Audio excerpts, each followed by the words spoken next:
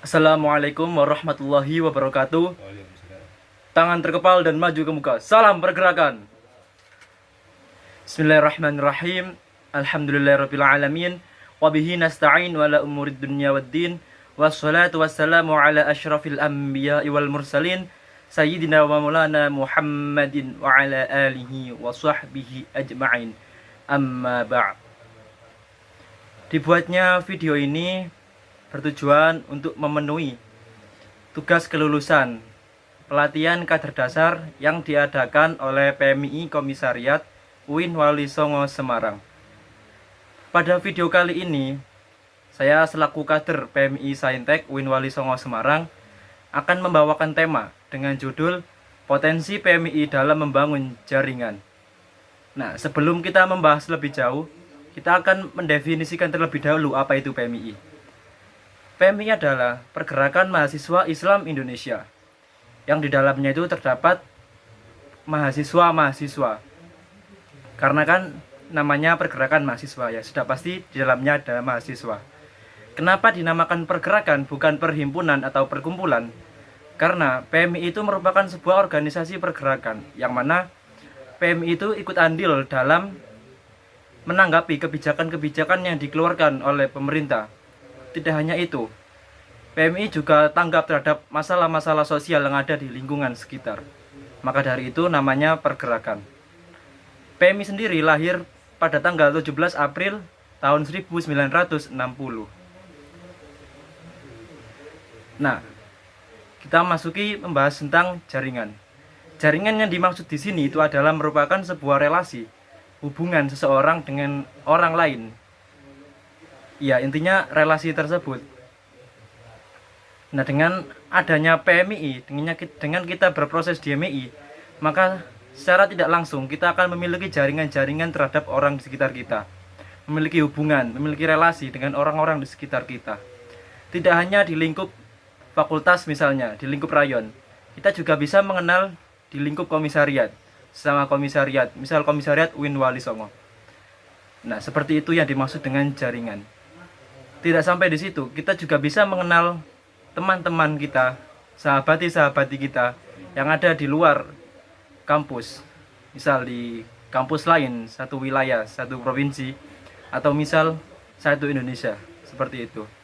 Apalagi ditambah dengan sekarang diadakannya webinar, seminar, diskusi nasional gitu. Maka secara tidak langsung akan menambah jaringan kita sebagai seorang kader PMI. Jaringan kita akan semakin luas dengan adanya kegiatan tersebut. Fungsi dari jaringan tersebut banyak sekali. Nah, misal di sini kan ada itu yang namanya negosiasi. Teknik lobby juga ada. Nah, dengan adanya jaringan itu sangat berpengaruh terhadap negosiasi yang kita lakukan. Karena tanpa adanya jaringan yang kuat, kita tidak akan bisa menegosiasi lawan kita. Misal, kita mau mengadakan suatu acara. Nah, kita mendatangkan pemateri dari luar kampus. Nah, kita harus mempunyai jaringan di luar kampus tersebut. Karena apa? Karena jika kita menghubunginya secara langsung, itu tidak akan kuat. Tidak akan digubris seperti itu. Makanya kita harus mempunyai jaringan yang kuat. Kemudian dalam teknik lobby, dalam melobi, itu juga sangat berpengaruh jaringan tersebut. Karena sebagai pelobi kita harus mengetahui betul siapa lawan bicara kita, siapa yang akan kita lobby. Nah, maka dari itu fungsi dari jaringan agar kita bisa mengetahui siapa lawan kita, siapa yang akan kita lobby. Seperti itu. Nah, PMI sangat berpotensi sekali dalam membangun jaringan. Jaringan lingkup kecil maupun jaringan lingkup besar. Karena PMI merupakan organisasi yang sudah besar. Berdirinya saja tahun 1960. PMI sebagai organisasi tentunya memiliki sebuah tujuan, yang mana tujuan tersebut termaktub dalam ADART PMI dalam bab 4 pasal 4, yang mana tujuannya adalah terbentuknya pribadi muslim Indonesia yang bertakwa kepada Allah Subhanahu wa taala, berbudi luhur, berilmu, cakap dan bertanggung jawab dalam mengamalkan ilmunya, serta komitmen memperjuangkan cita-cita kemerdekaan Indonesia. Nah, tujuan tersebut dapat dicapai dengan adanya jaringan. Dengan adanya jaringan, kita akan lebih mudah mencapai tujuan-tujuan tersebut.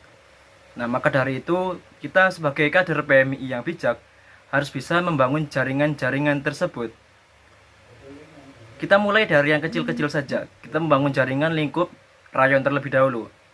Kita membangun relasi yang baik dengan teman-teman rayon kita. Jika dengan teman-teman rayon kita sudah baik, kita mulai meluas ke tingkat komisariat.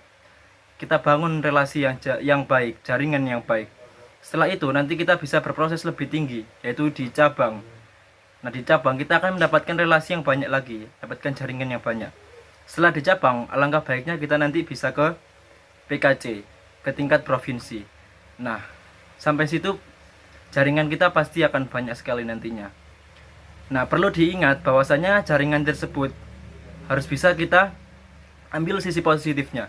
Maksudnya sisi positifnya di sini tuh kita harus bisa menjadikan jaringan kita itu nilai yang positif. Maksudnya jangan berpikiran bahwa jaringan itu bisa mempermudah kita dalam melakukan sebuah tindakan yang dalam katakanlah tercela gitu. Kita harus bisa memanfaatkan jaringan tersebut dalam tanda kutip yang baik. Mungkin cukup sekian yang dapat saya sampaikan. Terima kasih telah melihat. Wassalamualaikum warahmatullahi wabarakatuh.